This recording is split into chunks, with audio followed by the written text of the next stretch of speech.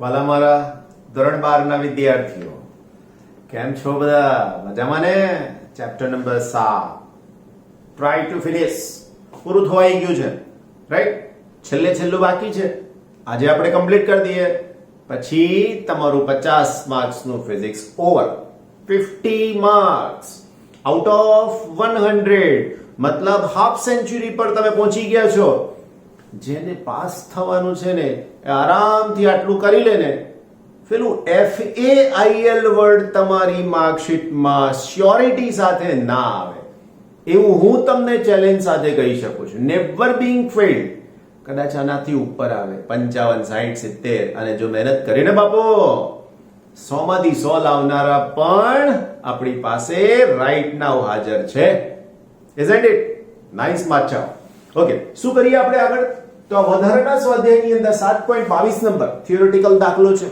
કન્સેપ્ચ્યુઅલી ગણવાનો રહેશે રાઈટ તો પેજ નંબર વાળા બાળકો મારી પાસે છે 268 રાઈટ જોઈએ પહેલો પ્રશ્ન છે કોઈ પણ એસી પરિપથમાં લાગુ પાડેલ તાત્ક્ષણિક વોલ્ટેજ એટલે જે તે સમયના તે પરિપથમાં શ્રેણી જોડાણમાં રહેલા ઘટકોના બે છેડા વચ્ચેના તાત્ક્ષણિક વોલ્ટેજના બૈજિક સરવાળા બરાબર હોય છે હા કે ના એવું સમજાવવાનું છે આ જ પરિણામ RMS વોલ્ટેજને લાગુ પાડી શકાય બંનેના જવાબ આપવાની કોશિશ કરીએ 7.22 પહેલો પ્રશ્ન તાત્ક્ષણિક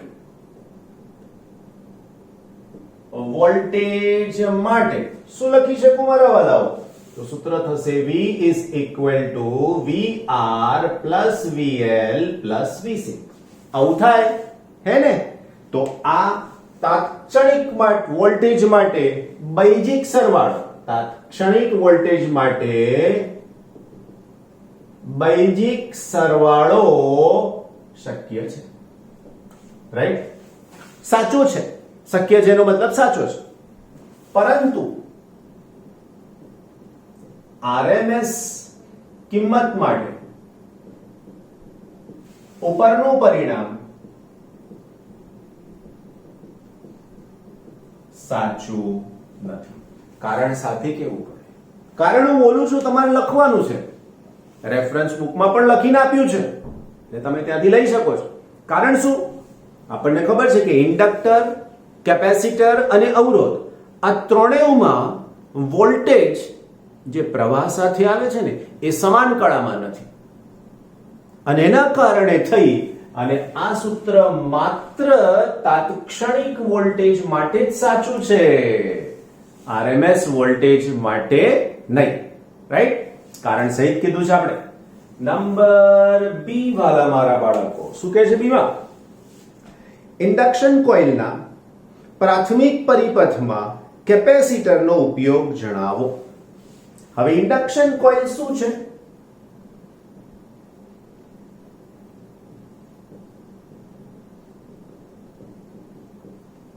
ઇન્ડક્શન કોઇલ એવું સાધન છે કે જે હાયર વોલ્ટેજ જનરેટ કરીને આપે એસી સપ્લાયની સાથે ટ્રાન્સફોર્મર જેવું કામ કરવા વાળું સાધન છે હવે જ્યારે એકદમ હાયર વોલ્ટેજ જાય ત્યારે ત્યાં આગળ કટ ઓફ આવે અને એના પરિણામ સ્વરૂપ કેપેસિટર જો જોડેલું ના હોય તો ત્યાં સ્પાર્કિંગનો ભય છે સ્પાર્કિંગ સમજો છો સ્પાર્ક થઈ જાય એટલે આગળનો પરિપથ નુકસાન પામે એવું ના થાય એટલે શું કરવાનું તો કે કેપેસિટર જોડવાનું તમને એમ થાય કેપેસિટર જોડીને ફાયદો શું તો બચ્ચા પાર્ટી કેપેસિટર જોડશો તો એ કેપેસિટર પોતે અમુક હદ સુધીની ઉર્જા લઈ લેશે અને આગળ જરૂરી ઉર્જા જવા દેશે રાઈટ આ પણ સમજૂતી રેફરન્સ બુકમાં છે સરસ મજાની રીતથી લખી નાખવાની રાઈટ નંબર સી અહીંયા જવાબ ઇન્ડક્શન કોઇલ નહીં હો આગળનું પછી લખવાનું ભાઈ સમજી ગયા ને મારા વાલા ઓકે ઓકે લાગુ પડેલ વોલ્ટેજ સિગ્નલ ડીસી વોલ્ટેજ અને ઊંચી આવૃત્તિ વાળા એસી વોલ્ટેજના સંપાતથી બનેલું છે એટલે અહીંયા લખીએ સિગ્નલ વોલ્ટેજ જેમાં બે ઘટક છે ડીસી પ્લસ ઊંચી આવૃત્તિ વાળો એસી રાઈટ બીજી વાત, તો ઊંચી આવૃત્તિ વાળા એસી થી બનેલું છે પરિપથ ઇન્ડક્ટર અને કેપેસિટરનું શ્રેણી જોડાણ છે. દર્શાવો કે ડીસી સિગ્નલ કેપેસિટરના બે છેડા વચ્ચે અને એસી સિગ્નલ ઇન્ડક્ટરના બે છેડા વચ્ચે પ્રદર્શિત થશે. હવે બહુ સરસ ગુજરાતીમાં વાક્ય કહો. કેપેસિટર જેને પસાર થવા દે એના સિવાયનું એની સામે મળે. બીજું વાક્ય, ઇન્ડક્ટર જેને પસાર થવા દે એના સિવાયનું એના બે છેડા વચ્ચે મળે. મતલબ જો કેપેસિટર એસી ને પસાર થવા દે છે તો એના બે છેડા વચ્ચે શું મળે? તો કે ડીસી. ઓકે, ઇન્ડક્ટર ડીસી ને પસાર થવા દે છે તો એના બે છેડા વચ્ચે શું મળે? તો કે એસી. પણ આવું કેમ? તો એનું કારણ સમજાય. તો લખીએ ઇન્ડક્ટર માટે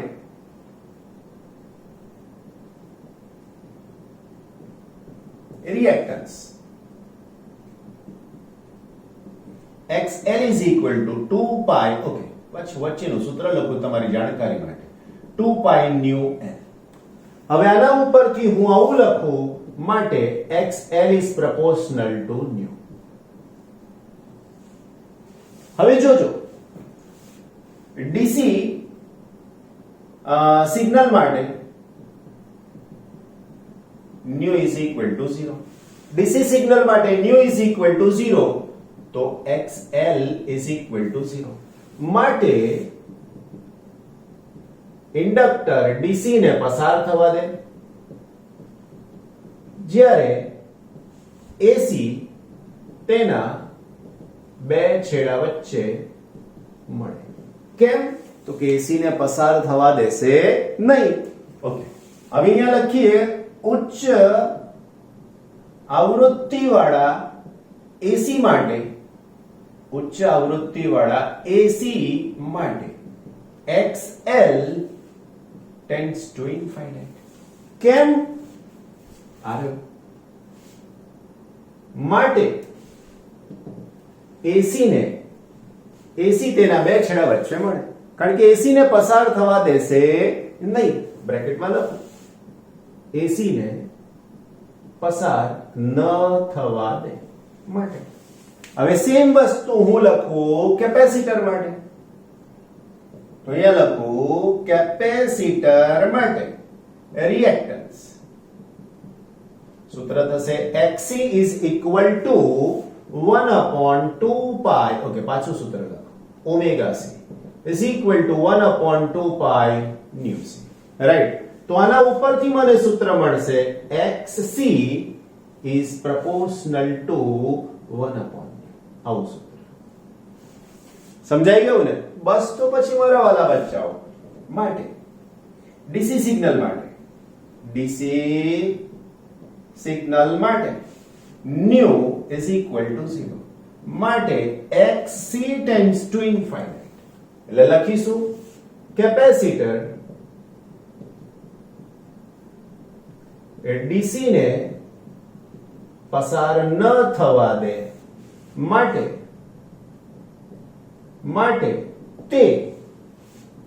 તેના બે છેડા વચ્ચે મળે. રાઈટ? ના, હવે અહીંયા લખું AC સિગ્નલ માટે તો nu tends to infinite તો XC tends to 0. કેમ? 1 છે ને, છેદની કિંમત અનંત થઈ જાય તો ડાબી બાજુની કિંમત 0 થઈ જાય તો આ વાક્ય ત્યાં આવશે. માટે કેપેસિટર AC ને પસાર થવા દેશે. રાઈટ ને? એટલે ખબર પડી ગઈ ને? બસ તો પછી જલસા ચાલુ છે ને? Now very good my dear friends. Number D. જો ડી માં શું કહે છે? એક ચોક કોઇલ અને બલ્બ શ્રેણીમાં ડીસી લાઈન સાથે જોડેલ છે. આકૃતિ દોરી દો પરિપથમાં. જો આ ઇન્ડક્ટર, ચોક કોઇલ એટલે વચ્ચે પાર્ટી ઇન્ડક્ટર અને અહીંયા બલ્બ. કોની સાથે જોડ્યા છે? પહેલા ડીસી. તો આ ડીસી સ્ત્રોત પ્લસ માઇનસ. ઓકે, અહીંયા લખી દઈએ બલ્બ. શું કહે છે?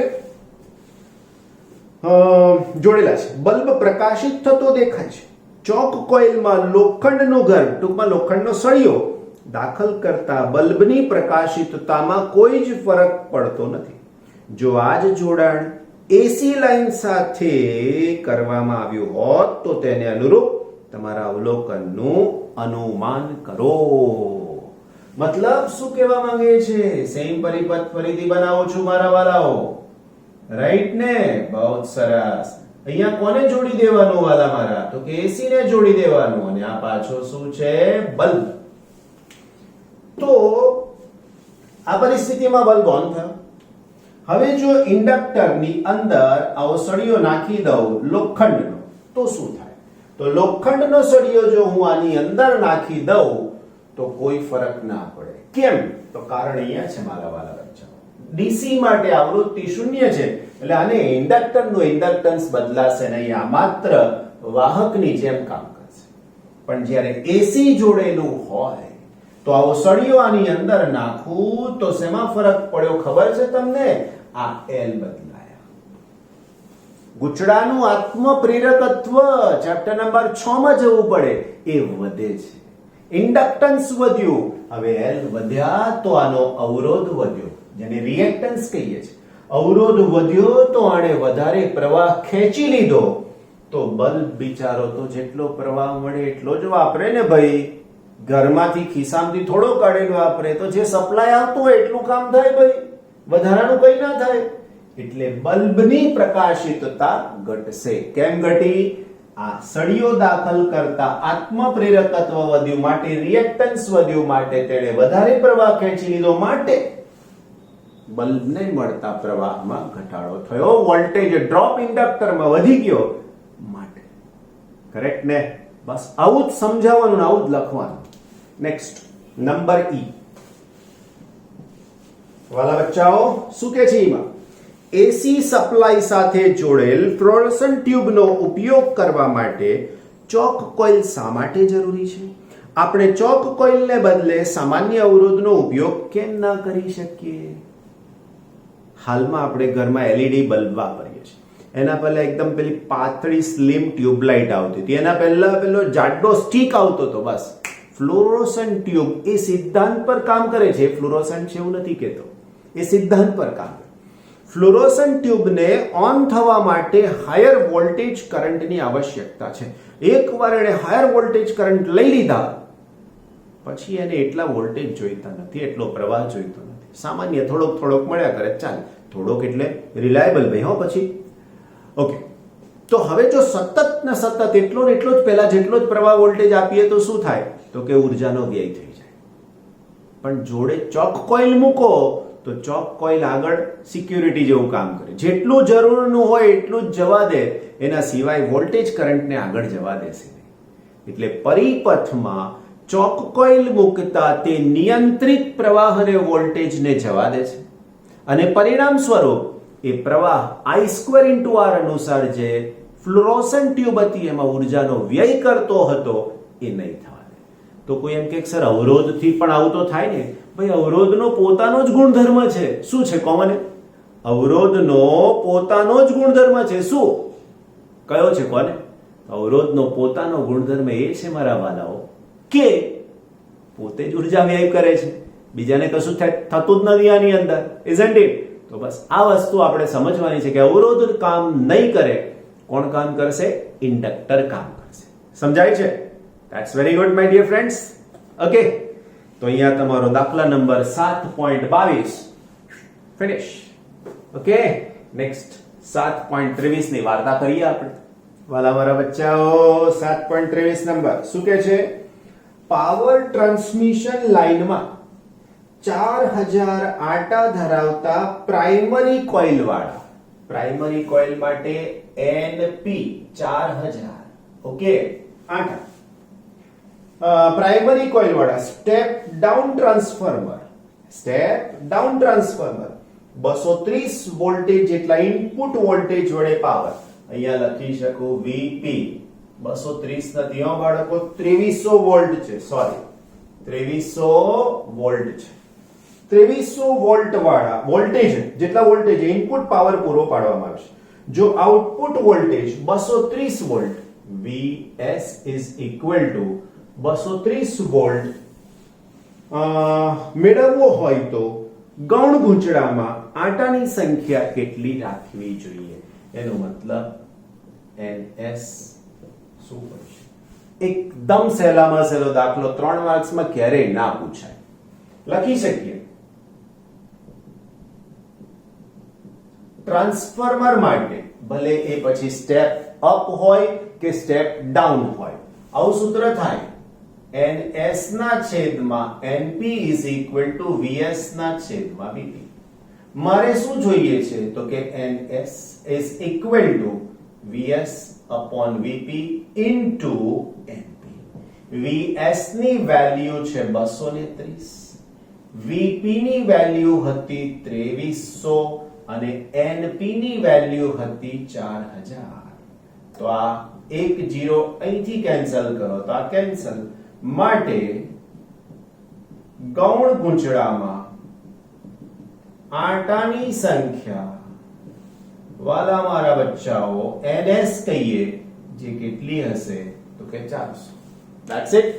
ખબર પડી ગઈ ને કેટલો સહેલો દાખલો છે? સમજાઈ ગયો ને વાલાઓ? બસ તો પછી enjoy life, right? Good. Next 7.24 બહુ જ પ્રેક્ટિકલ દાખલો છે. પ્રેક્ટિકલ એટલે ઘણું બધું વાસ્તવિકતાની સાથે સંકળાયેલો દાખલો છે. મજા આવશે ગણીએ છીએ. ઓકે. 7.24 એક હાઇડ્રોલિક પાવર પ્લાન્ટમાં દબાણ કરતું પાણીનું હેડ સ્તંભ 300 મીટરની ઊંચાઈ પર છે. તો પાણીના સ્તંભની ઊંચાઈ h બરાબર 300 મીટર છે, 300 મીટર. ઓકે. અને મળતો પાણીનો પ્રવાહ 100 મીટર ક્યુબ પ્રતિ સેકન્ડ. તો હવે હું ડાયરેક્ટ લખીશ કદ ના છેદમાં સમય, જેને હું લખીશ v upon t. તો એના ઉપરથી મને મળશે 100. કદ એટલે મીટર ક્યુબ અને એના પછી સેકન્ડ, રાઈટ? જો ટર્બાઇન જનરેટરની કાર્યક્ષમતા 60% હોય, અહીંયા લખું કાર્યક્ષમતા 60%. ટકા કાઢવા હોય તો તમને જ્ઞાન છે, છેદમાં 100 મૂકવાના, જવાબ થઈ જશે 0.6. બરાબર? ફાઇન. તો પ્લાન્ટમાંથી મળતા વિદ્યુત પાવરનું અનુમાન કરો. આપણો પ્રશ્ન શું છે? વિદ્યુત પાવર કેટલો છે તે શોધવું એ આપણો પ્રશ્ન છે. બરાબર? સમજાઈ ગયું વાલાઓ? બહુ સરસ. હવે અહીંયા જે સિસ્ટમ જવા દેવાની છે તે આપણે જે સૂત્રનો ઉપયોગ કરવા માંગીએ છીએ તે આવું છે કે કાર્યક્ષમતા બરાબર હાઇડ્રોલિક પાવર કે જે ઇનપુટ છે, વિદ્યુત પાવર કે જે આઉટપુટ છે. તો અહીંયા લખું કાર્યક્ષમતા. ઓકે, કાર્યક્ષમતા. ઓકે, સ્પેલિંગ ખોટો લખાઈ ગયો. કાર્યક્ષમતા બરાબર અહીંયા લખી શકીએ મળતો વિદ્યુત પાવર ના છેદમાં હાઇડ્રોલિક પાવર, રાઈટ? આ આઉટપુટ કહેવાય અને આ ઇનપુટ કહેવાય. હવે જો મારે આના ઉપરથી જ વિદ્યુત પાવર શોધવો હોય તો માટે અહીંયા લખી શકો વિદ્યુત પાવર બરાબર કાર્યક્ષમતા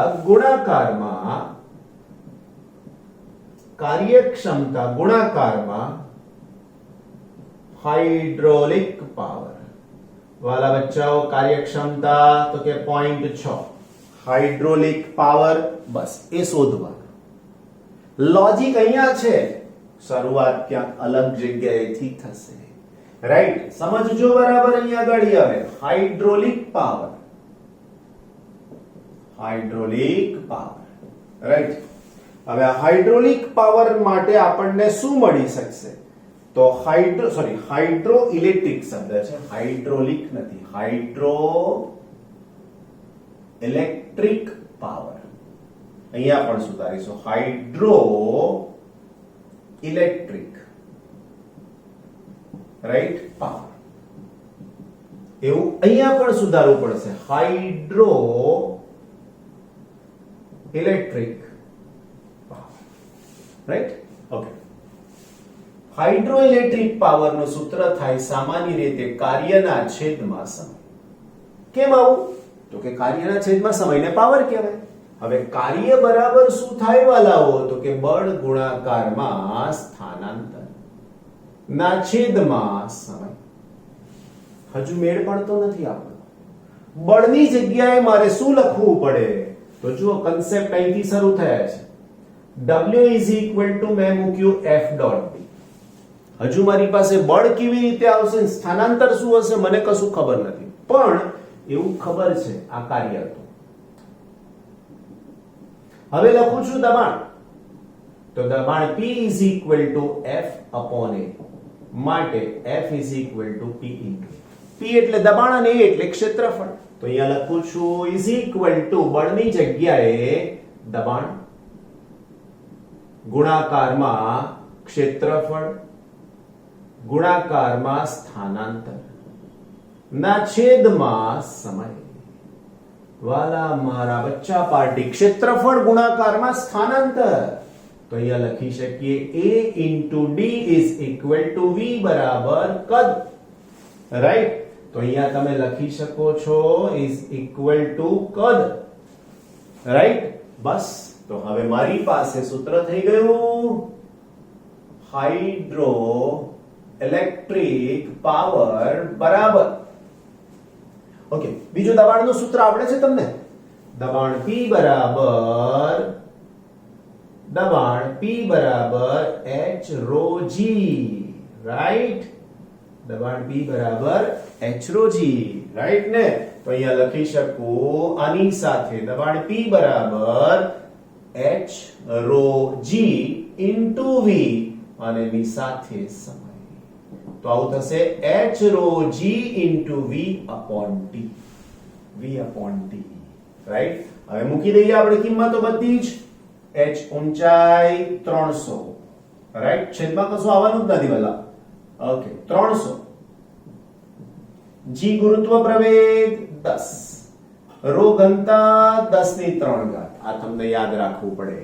પાણીની ઘનતા બરાબર 10 ની 3 ઘાત kg પર મીટર ક્યુબ. રાઈટ? તો into V by T. V by T એટલે કેટલા થઈ ગયા વાલાઓ? તો કે 100. તો હવે આનો જવાબ કેટલો થાય? તો વાલા બચ્ચાઓ આનો જવાબ તમને મળશે G ની કિંમત 9.8. કેટલા લેવાના કીધા છે? યસ, મારાથી 10 નહીં લેવાય બચ્ચા, કારણ કે G ની કિંમત એમણે 9.8 લેવાની છે એવું કીધું છે. એટલે પાછો આનો ગુણાકાર કરવો પડશે. 10 ની 3 ઘાત અને 10 ની 2 અને અહીંથી 1 તો 10 ની 6 ઘાત. તો મને છેલ્લો આન્સર જે મળે છે તે is equal to 294 into 10 raised to 6 watt. બરાબર? ગણતરી આપણી પાસે છે. હું તમને દર વખત કહું છું કે અહીંયા મારી પાસે ગણેલું છે તો મેં એમાંથી જ લખી દીધું છે. તમારે કેલ્ક્યુલેટર વાપરવાનું. કેમ? પરીક્ષામાં જાતે ગણવાનું છે. એકાદ વખત ગણતરી કરેલી હશે તો આ બધું ખબર પડશે. રાઈટ? તો આ થઈ ગયો હાઇડ્રો ઇલેક્ટ્રિક પાવર. તો માટે હાઇડ્રો ઇલેક્ટ્રિક પાવર બરાબર 294, આ 4 છે, into 10 raised to 6 વોટ. અલગ વોટ હે ને? બસ. તો વાલા બચ્ચાઓ 294 into 10 raised to 6 માટે વિદ્યુત પાવર. બોલો જવાબ. બસ આનો ગુણાકાર. તો ગુણાકાર શું થાય છે? તો કે આની સાથેનો આનો ગુણાકાર જો મારી પાસે લખેલો છે 176.4 into 10 raised to 6 અને થશે વોટ. 10 ની 6 ઘાત કાઢી નાખો, 176.4 મેગાવોટ. આવું ક્યાં શક્ય બને? તો જે જગ્યાએ પાણી સંગ્રહ કરેલું હોય ઊંચાઈ ઉપર, જેને આપણે ડેમ કહીએ છીએ, બસ તો એવી જગ્યાએ જે પાણી સંગ્રહ પામ્યું છે એમાંથી આવી વાત, આવી ઉર્જા હાઇડ્રો ઊંચાઈ એના કારણે દબાણને કારણે અને અહીંયા વિદ્યુત ઉર્જા મળી શકે છે. ઓકે, ફાઇન ને? Very good. બચ્ચા મારા વાલા બાળકો, પેજ નંબર 268 પર last second example chapter number 8 7.25 શું પ્રશ્ન છે?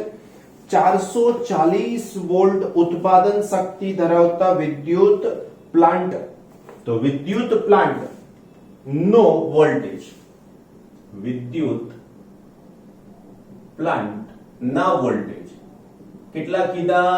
440 વોલ્ટ. ઓકે, પછી કીધું છે 15 કિલોમીટર દૂર 220 વોલ્ટેજ જેટલા વોલ્ટેજે 800 કિલોવોટ વિદ્યુત પાવરની જરૂરિયાત વાળું એક નાનું શહેર આવેલું છે. એટલે આ જે કેબલ છે એ કેબલની લંબાઈ બરાબર 15 કિલોમીટર. ઓકે, ફરીથી આપણે એ ગામને કેટલો પાવર જોઈએ છે? તો કે 800 કિલોવોટ નો પાવર જરૂરી છે. તો અહીંયા કીધું છે નાનું શહેર, તો શહેરમાં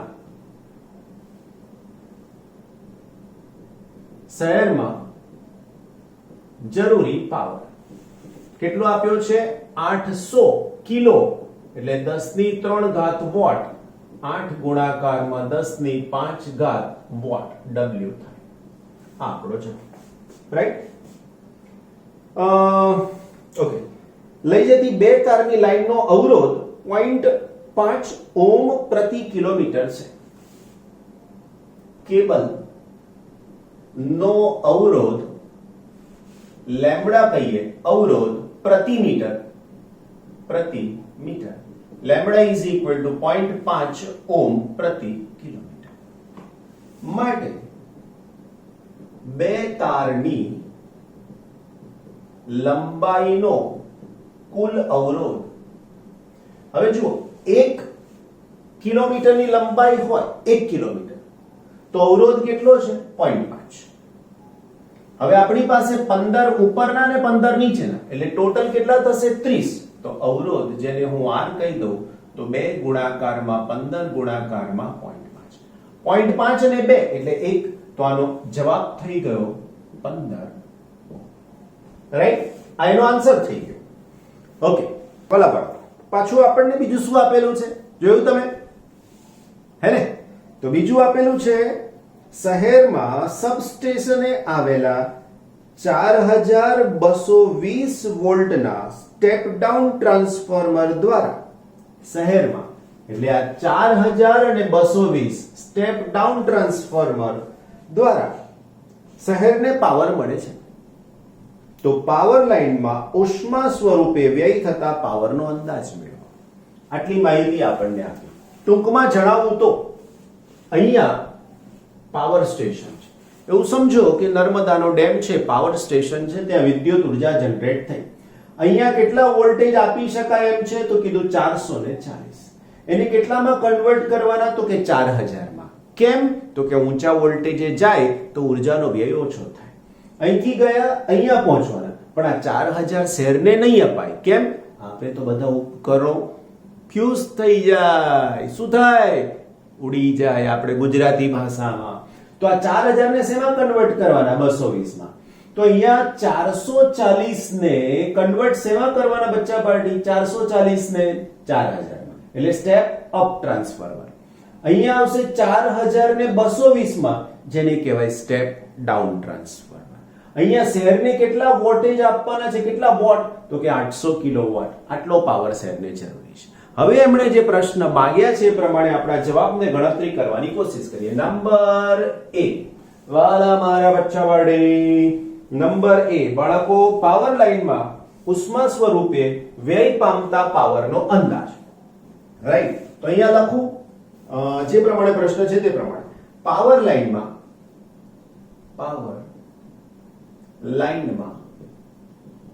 ઉષ્મા સ્વરૂપે વ્યય પામતો પાવર. વાલા બાળકો, પાવરનું સૂત્ર શું હોઈ શકે જે વ્યય પામે છે તેના માટેનું? તો પાવરનું સૂત્ર હોઈ શકે power P is equal to I square RMS into R. અથવા આઈ સ્ક્વેર ઇન્ટુ આર, કોઈ ફરક નહીં પડે કારણ કે આ સપ્લાયના જ વોલ્ટેજ છે અહીંયા જે લખ્યા છે 440, રાઈટ. હવે મારે એ પાવર જે પહોંચાડવાનો છે એને અનુરૂપ મારે પ્રવાહ શોધવો પડશે. શું પ્રવાહ શોધવાનો છે? તો કે આઈ જોઈએ છે મને. તો એ આઈ મેળવવા માટે શું કરીશું? તો પાવરનું સૂત્ર લખીશું કે પાવર પી બરાબર, હવે આને સમીકરણ નંબર 1 પરંતુ પાવર P બરાબર V into I, તો I is equal to P upon V. Power કેટલો છે આપણી પાસે? તો કે 8 into 10 raised to 5. 8 into 10 raised to 5, right? V voltage કેટલા છે આપણી પાસે? તો કે 440. હવે સોરી, અહીંયા કેબલમાં કેટલા જોઈશે બાળકો? તો કે 4000. આ કેબલમાં જતા વોલ્ટેજ જોઈશે કારણ કે અહીંયા પાવર વ્યય શોધવાનો છે. આના 3 0 ની સાથે આને કેન્સલ થઈ જાય અને બાકીના 4 આની સાથે કેન્સલ થઈ જાય તો 2 ગુણાકારમાં 10 ની 2. ફરીથી એકવાર 3 0 આની સાથે એટલે શું બાકી રહેશે? તો કે 2 અને આની સાથે. માટે IRMS કહી શકો છો. I લખશો તોય ખોટું નથી મારા વાલા બચ્ચાઓ, 200 એમ્પિયર, રાઈટ. હવે આ જે 200 એમ્પિયર મળ્યા અહીંયા મૂકી દઉં તો power P is equal to I square, એટલે સમીકરણ 1 પરથી 200 ગુણાકાર, ઓકે સૂત્ર લખી દો ચાલો તમારા માટે. I square RMS into R is equal to 200 ગુણાકારમાં 200 ગુણાકારમાં અવરોધ છે 15. તો આ 2 અને આ 2 0 એટલે 10 ની 4 ઘાત થઈ. 15 ગુણાકારમાં 4 એટલે 15 ગુણાકારમાં 4 એટલે 60 અને ગુણાકારમાં 10 ની 4 ઘાત. અને લખવું હોય તો આવું પણ લખાય કે માટે પાવરનો વ્યય બરાબર 6 ગુણાકારમાં 10 ની 5 ઘાત વોટ. આટલો પાવર વ્યય થઈ શકશે. અને કિલોવોટમાં લખવો હોય તો બચ્ચા પાર્ટી તો કે power P is equal to 610 raised to 3 બરાબર 600 કિલોવોટ. આવું પણ લખાય. ઓકે, તો પહેલા પ્રશ્નનો બિલકુલ જવાબ તમને મળી ગયો. બીજો પ્રશ્ન, લીકેજને કારણે થતો પાવર વ્યય અવગણ્ય છે તેમ ધારતા પ્લાન્ટ દ્વારા કેટલો પાવર પૂરો પાડવો જોઈએ? 800 જોઈએ છે અને 600 આ લાઈને વાપરી દીધો. એનો મતલબ બીના જવાબમાં આપણે આવું આપી શકીએ કે પાવર પ્લાન્ટ દ્વારા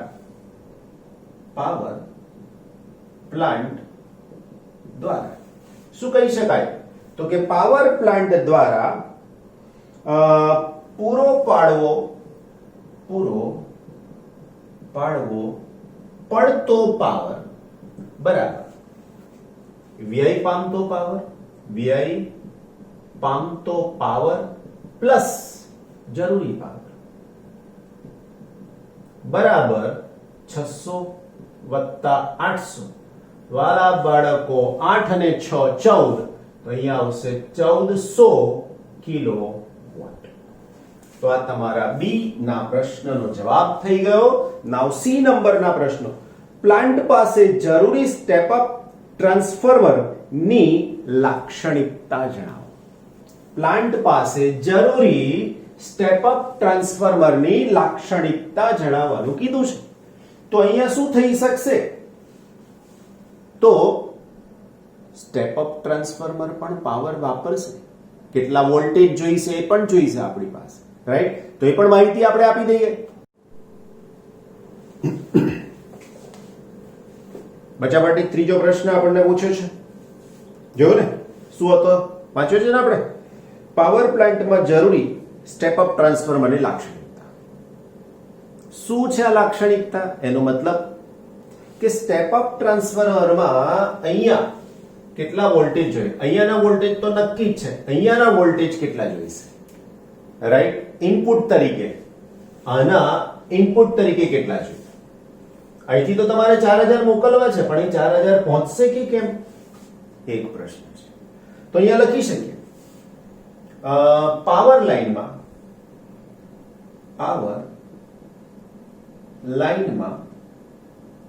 વ્યય પામતો અથવા તો પાવર લાઈનમાં વોલ્ટેજ વોલ્ટેજ ડ્રોપ એટલે વોલ્ટેજ ઘટે છે. કેમ? તો કે અવરોધને કારણે. તો voltage drop is equal two V is equal two I into R. I આપણે પ્રવાહ શોધ્યો વચ્ચાપાટી 200 અને R એટલે અવરોધ, લાઈનનો અવરોધ કીધો છે આપણે 15. રાઈટ? તો 15 ગુણાકારમાં 2. તો 15 ગુણાકારમાં 2 નો મતલબ થાય 30 અને એની સાથેના 2 0. એટલે આટલા વોલ્ટેજ આ લાઈન વાપરી લેશે. હવે વિચાર કરો તમે, ખાલી વિચાર કરો, આપણે બીજું કશું ના કરી શકીએ. 4000 વોલ્ટ અહીંથી મોકલે તો 3000 તો આ લાઈન જ વાપરી કાઢશે. તો અહીંયા મળશે કેટલા? 1000. તો 1000 માંથી 220 ના મળે ભાઈ. આ તો 4000 હોય તો જ 220 મળે, 1000 હોય તો પછી ઘટી જાય પ્રમાણે. તો હવે તમારે કહેવું પડે કે પાવર સ્ટેશનના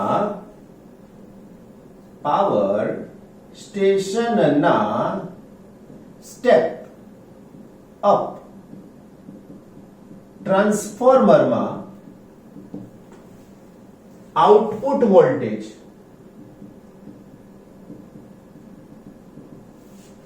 4000 વોલ્ટ ને બદલે કેટલા રાખવા પડે? તો કે 7000 વોલ્ટ રાખવા પડે તો જ ત્યાં આગળ 4000 પહોંચે. કારણ 3000 તો આ કેબલ પોતે વાપરી લેશે, જે યુઝ ના કરી શકીએ એટલા માટે. Okay fine. આ દાખલો પ્રેક્ટિકલી છે.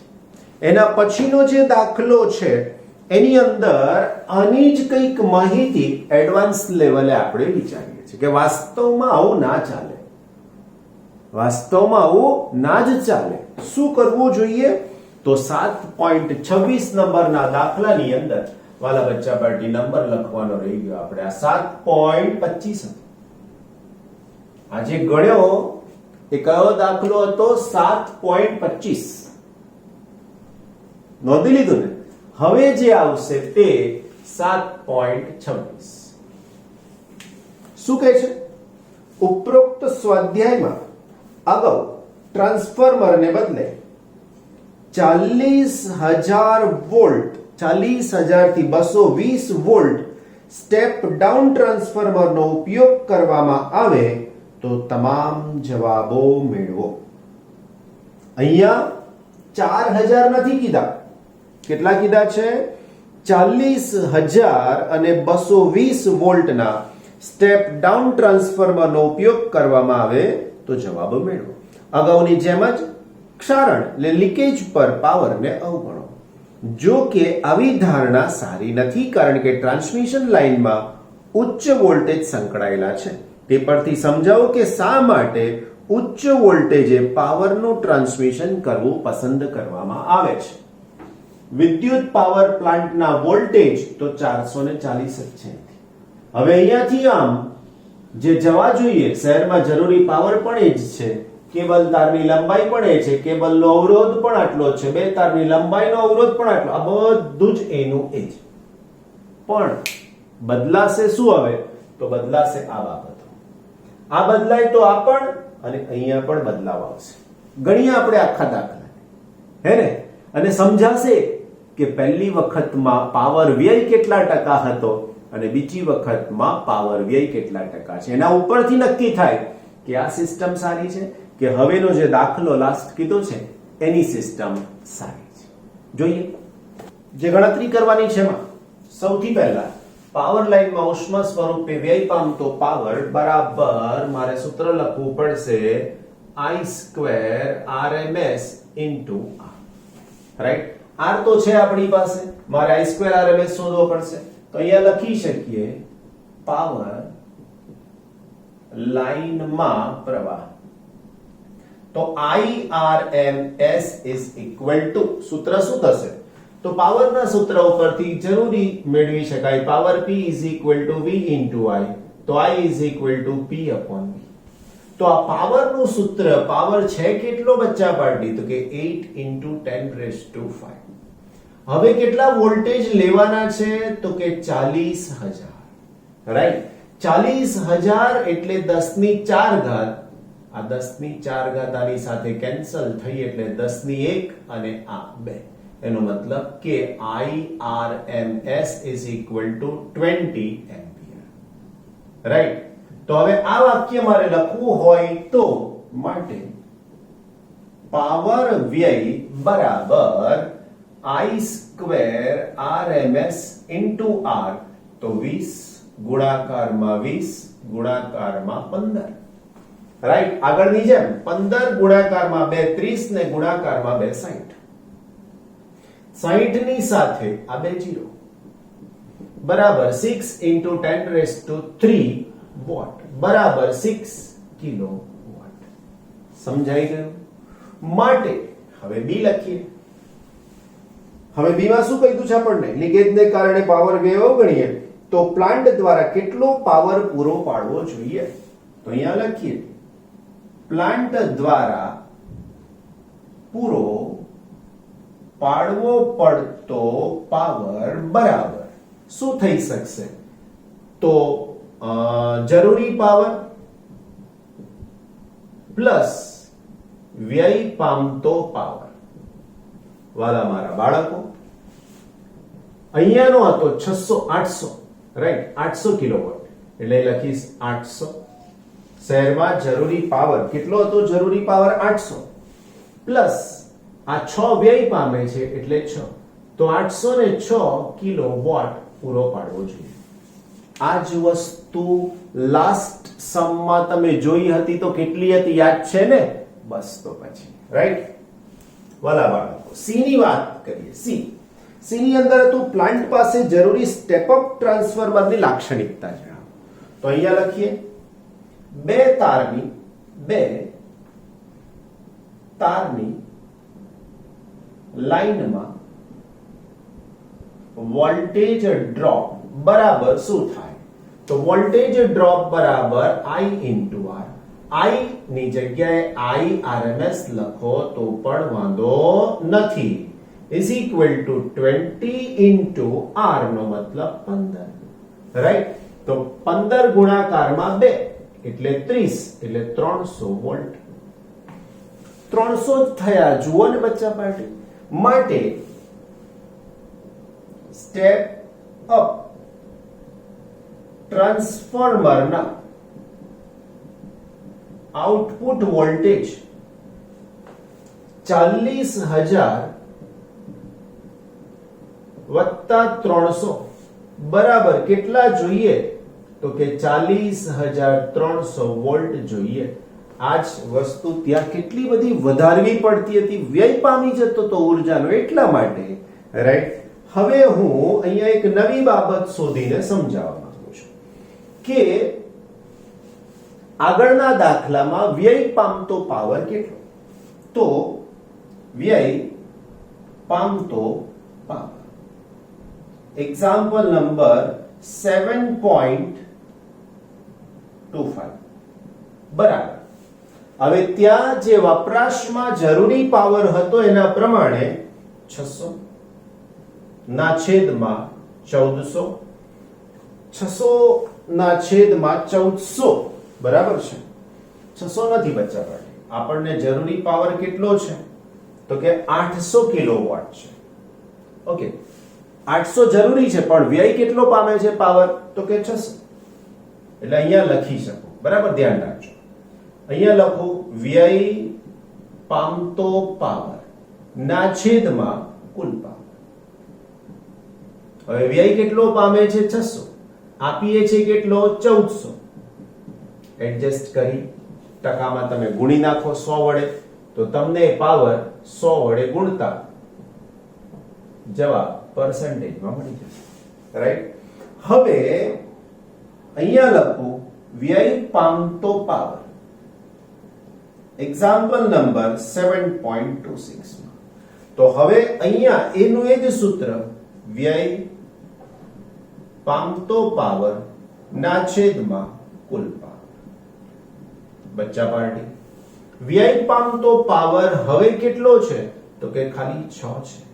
આપો છો કેટલો? તો કે 806. જે જવાબ આવશે એને તમે ગુણાકારમાં 100 લઈ લો પર્સન્ટેજ તમારા તમને મળી જશે. રાઈટ? કયું ટ્રાન્સફોર્મર વાપરવું જોઈએ એનું માટેનું સેન્ટેન્સ તમારી જાતે તમારે અહીંયા બનાવીને લખવાનું. કયું ટ્રાન્સફોર્મર વાપરવું જોઈએ? દાખલા નંબર 7.25 નું કે દાખલા નંબર 7.26 નું? રાઈટ? વાલા બચ્ચા પાર્ટી, અહીંયા તમારું ચેપ્ટર નંબર 7 કમ્પ્લીટ થઈ ગયું છે. 7મું ચેપ્ટર ઓવર થઈ ગયું છે. હવે ભાગ 1 પૂરો થવાની અંદર માત્ર એક જ ચેપ્ટર બાકી છે. That is chapter number 8. નાનું સરખું સરસ મજાનું ચેપ્ટર છે. કામ બહુ ઝડપથી પૂરું થઈ જશે. તમારો પાર્ટ 1 ઓવર. પાર્ટ 1 ઓવર થયો એટલે તમારી પાસે 55 માર્ક્સનું સરસ મજાનું ફિઝિક્સ તૈયાર થઈ ગયું. પછી શું જોઈએ તમારે? બહુ જ સરસ રીતે મહેનત કરો અને આગળ વધો. हम तुम्हारे साथ हैं. आगे बढ़ो, हम तुम्हारे साथ हैं.